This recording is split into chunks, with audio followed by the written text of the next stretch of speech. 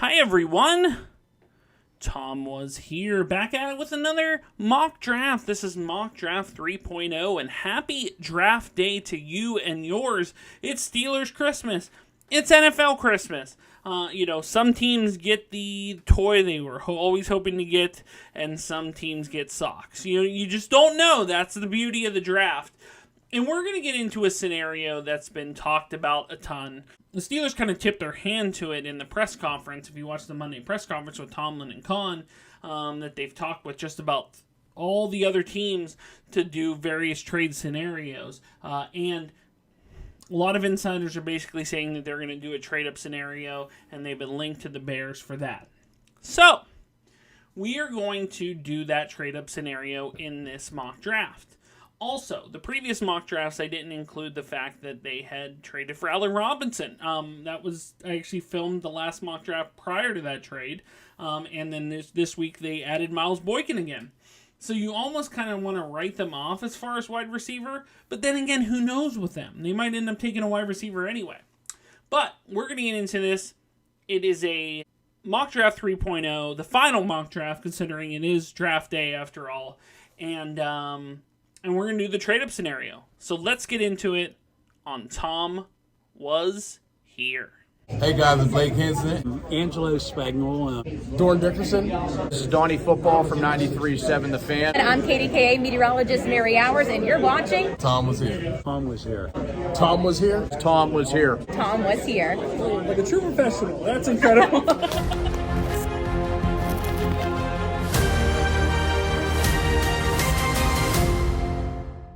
Okay, all right, trade-up scenario. I don't think they would do this actually before the draft, but let's just, in the benefits of making this easy, they are going to Chicago.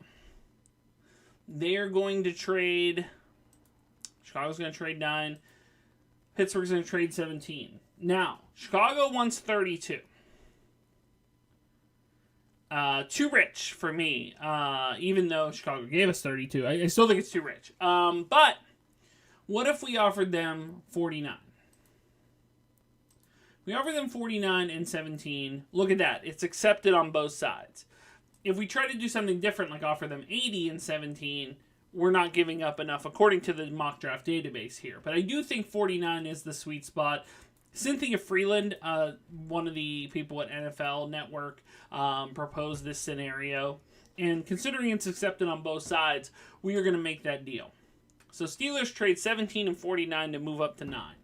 I'm not particularly thrilled with that, but I think they do have a guy in mind of who they want. So prior to the draft, they made this deal. And we're going to let the draft play out and see how it goes.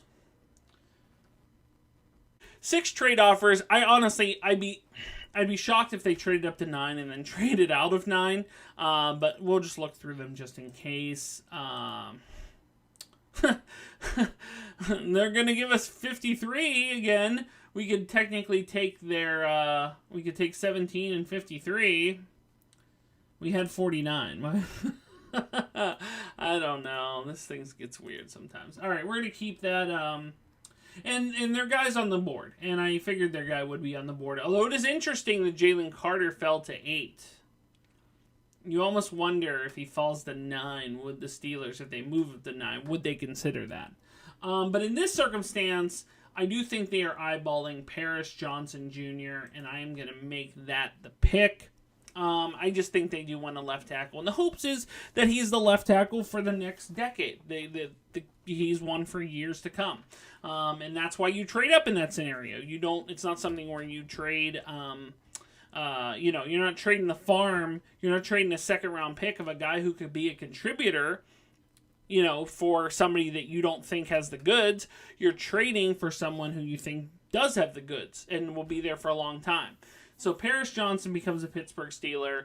And then at 32, you have 2 trade offers.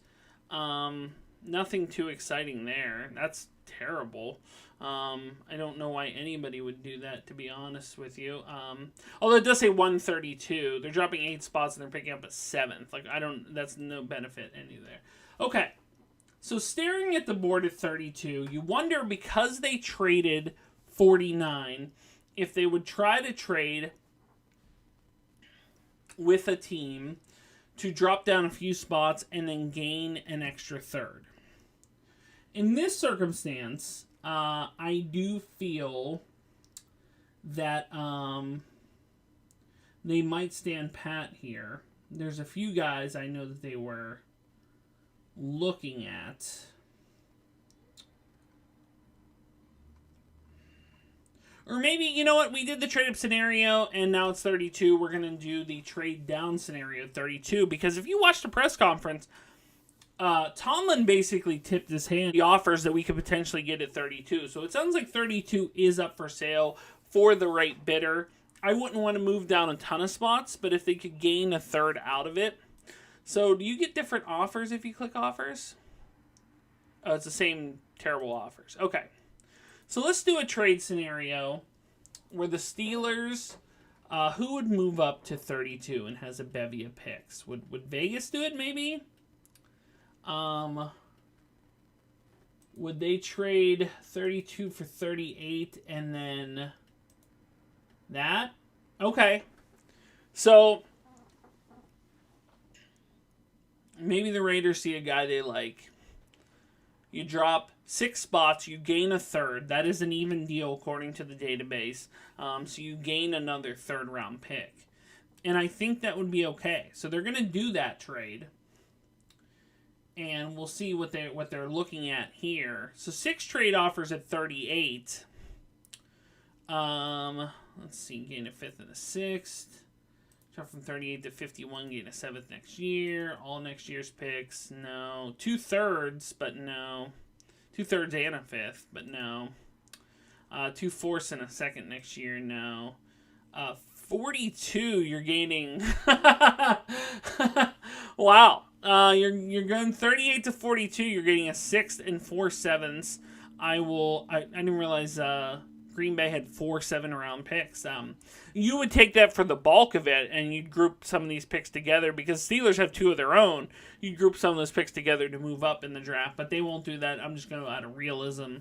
And they might consider this, actually. Not saying they would move around this much, but considering we're already entertaining a trade up and they do want to trade down to get more picks, the Steelers do not have a 5th and 6th pick. So would they be willing to drop down another few spots, from 38 to 55 to gain a 5th and a 6th this year? Possibly. In fact, we're going to consider that. We're going to take that and see what they're looking at those respective areas here. So 55, you have 5 trade offers. Kansas City's offering 2, 4, 6. No. 4th, 5th, 6th, and 2nd, 3rd. No, that's too much. No. 55 to 62, gaining a 4th next year. No. Move to 60, gaining a 6th. We already have a 5th and a 6th from them. No. Okay, no. So yeah, they made their trade. They're all over the place in this draft here. But they're at 55 here. There's some interesting names on the board. And I'm going to give them, just based on what's on the board here, knowing I'm going to give them Julius Brents, the corner from Kansas State. Big corner, 6'4" corner.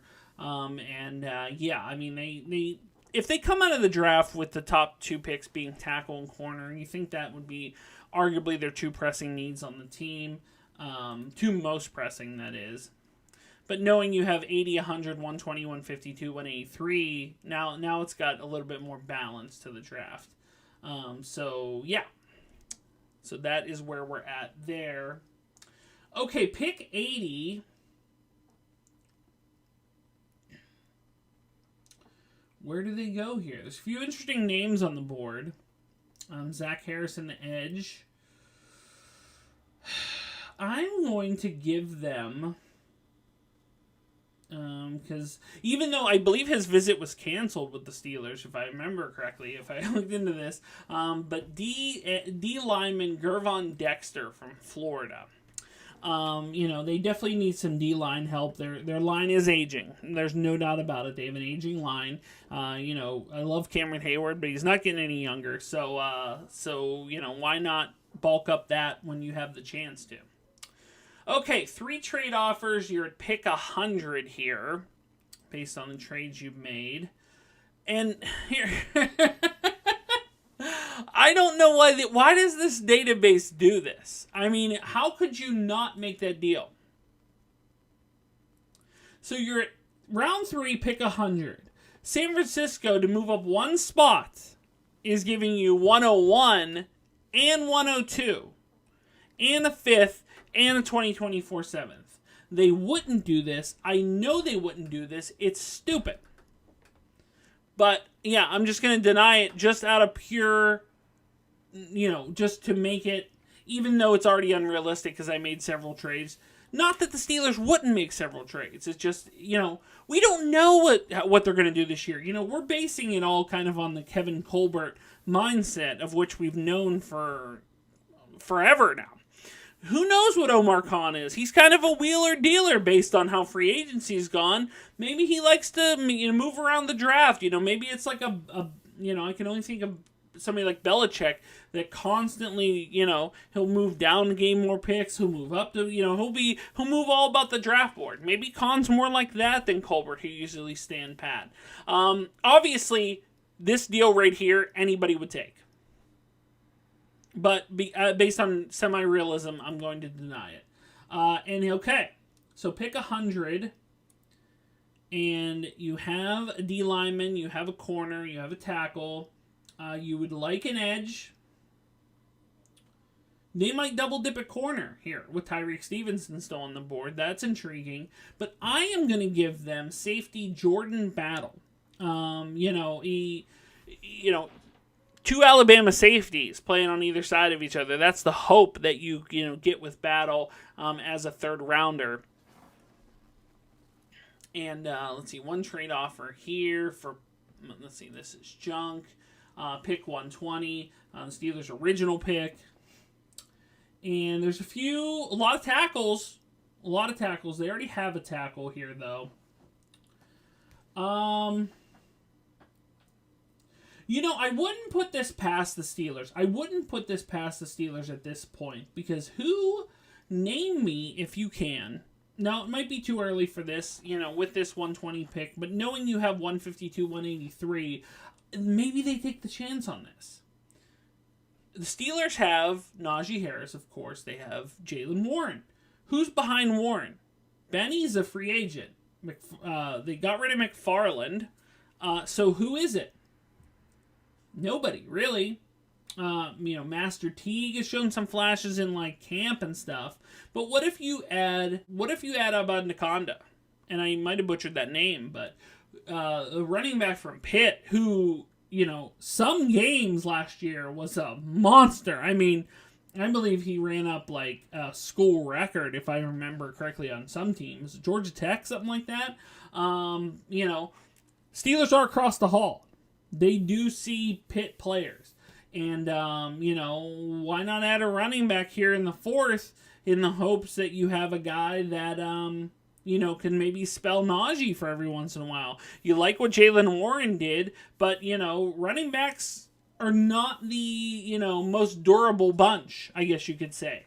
So you add him here, and you have then a stable running back room. Unless you add you could arguably add a veteran. But I'm going to add him here, knowing that you have a few other picks.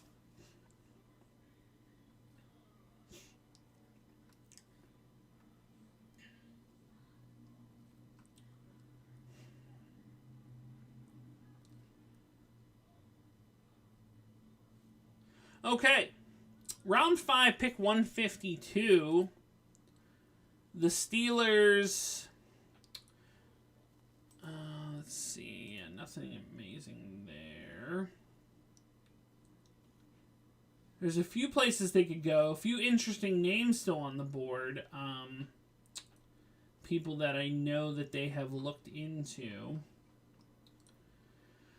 We are going to give them Isaiah McGuire, the edge from Missouri. Look, the Steelers need a third edge. There's not, they have tried and failed to add veterans or anybody to, fill out this third edge spot and just have never come away with a guy And at this point in the 5th round, you're just hoping to find a guy that will come in and do something for you. And the hope is that Isaiah McGuire is the guy. And you have 183, 241, 251 left.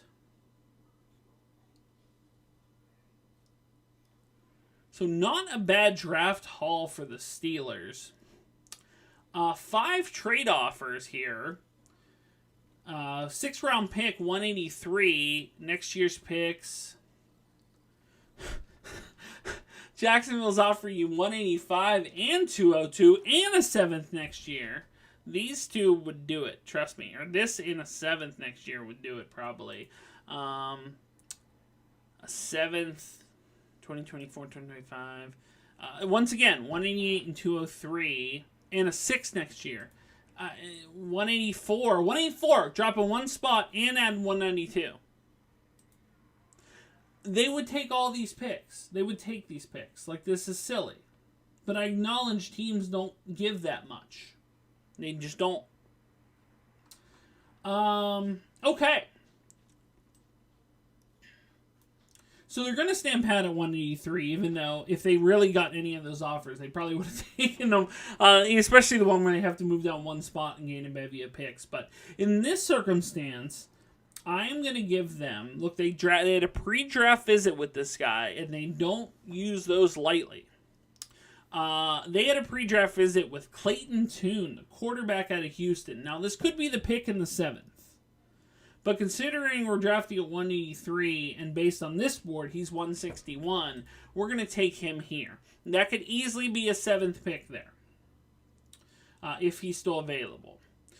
The Steelers said, Omar Khan said in the press conference, they said they were talking about some of the deeper drafts, and they said they would not take a quarterback. But everybody took that as, that it was like set in stone, like they would not take a quarterback. But what I think he meant, I think what was implied there is meaning they're not taking a quarterback early. They need a 3rd quarterback. And yes, there's a reliance that, they can pick up Mason Rudolph for probably vet min at this point. But do you want to see Mason Rudolph back? Do you feel you've seen enough out of Mason Rudolph to determine that he is worthwhile of being the 3rd quarterback again this year? Now, yeah, he knows the system, sure. But is he that guy? I don't know. I don't think so. I'd rather have them take a chance on a young guy, Tune's a gunslinger. He has some speed. He has some burst to get out. So, yeah, maybe groom him into the 2nd guy, with Trubisky there. Learn from Trubisky, learn from Pickett, and groom yourself into the backup. Let's hope, at least. Okay. Round 7, pick 241. What have they not addressed here? What have they not addressed? Tight end, maybe? Would they take a late round receiver? Perhaps. If they already didn't take that edge, I would have maybe taken Baldonado. There's a few places they could go, I suppose.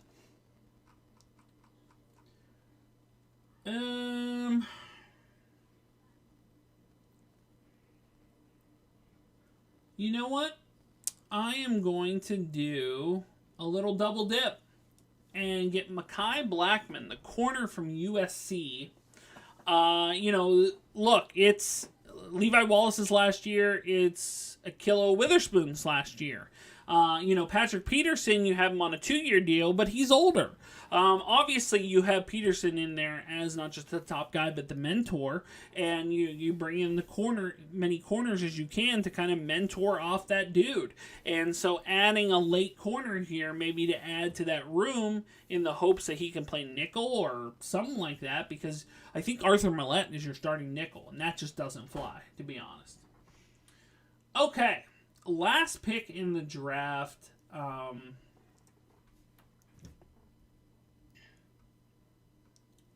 There's a lot of places they could go, to be honest with you. Let's see. You know what?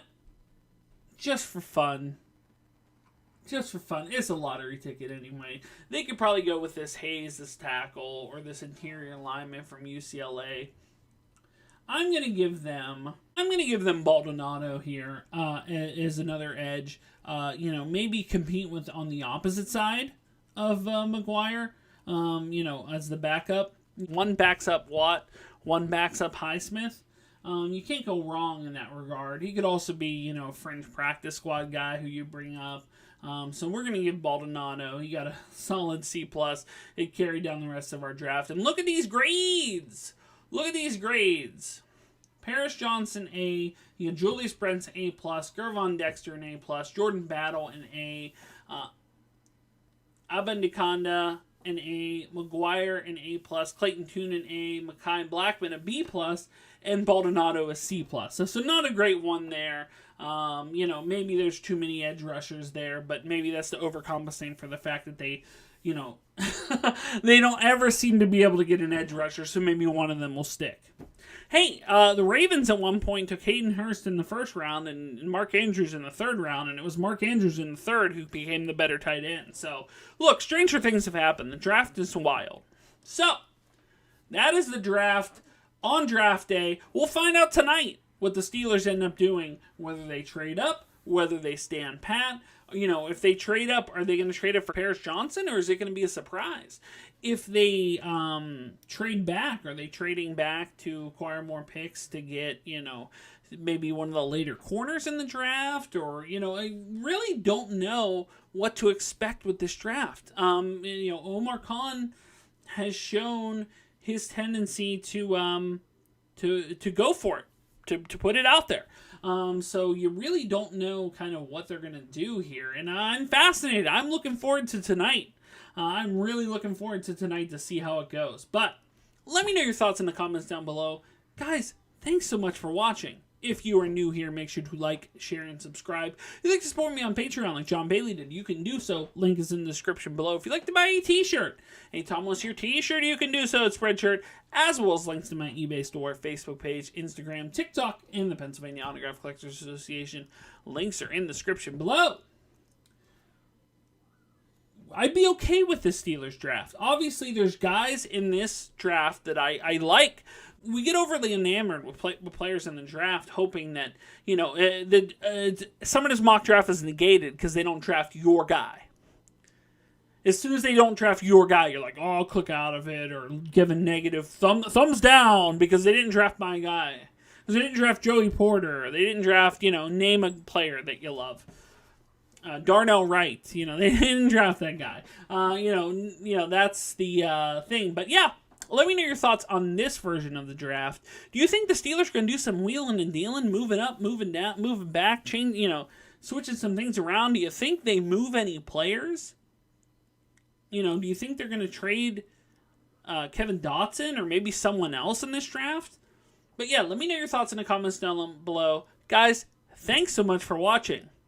And maybe by the time you watch this video, the draft will be in the books and we'll know a lot more than what we know now. A lot more than what I know now. But until the next draft fallout video or whatever, or the next video, I will see you soon. But until then, bye everyone.